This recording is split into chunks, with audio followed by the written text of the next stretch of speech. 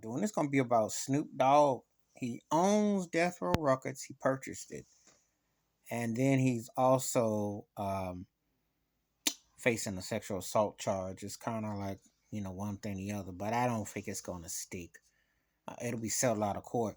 Him owning Death Row Records is interesting because, as you know, it was owned by Suge Knight, Dick Griffey, Dr. Dre, and Michael Harris, and it was Snoop through Donald Trump allowing a pardon got Michael Harris out of federal prison before his term ended, and this was a couple years ago.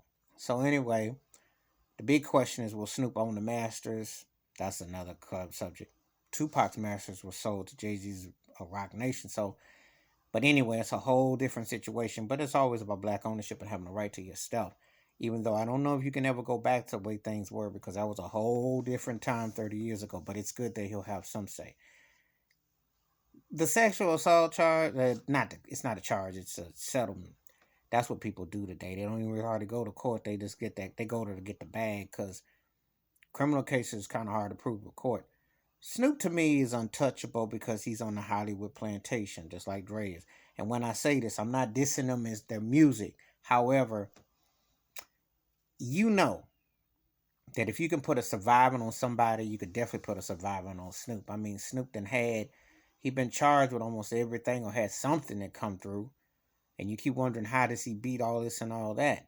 This ain't no this just a fact. He had that murder rap 30 years ago that was known when his debut came out. He was, and now you got these situations. So it's always something. But he's good on the Hollywood Plantation. I have to say it. That don't mean that I don't respect his hustle. And I think he's one of the most impactful rappers ever.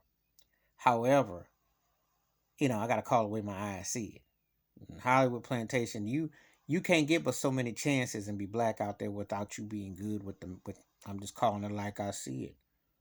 So yeah, he gets some ownership, but he also facing this.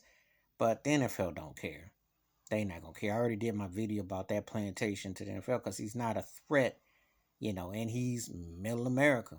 So he pretty much got carte blanche to do what he want to do. And before somebody said, well, um, I'm not shocked or surprised.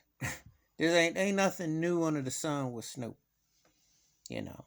Just like Dr. Dre, you know, because they are specialized Negroes in Hollywood. Doesn't mean I ain't got no respect, because I thought they could have been the Quincy Jones, Michael Jackson of hip hop. And I think that's what they were going to be headed towards with the producer, artist, co-producer working together. They was on it until Jimmy Iovine didn't want to bring that white boy Eminem in, and Dr. Dre had to go over there and get that bag and get that, and the rest. But anyway, glad to see Snoop getting some ownership. And as far as legalities, nothing's ever stuck with Snoop. Just like nothing ever sticks with T.I. Allegedly, supposedly.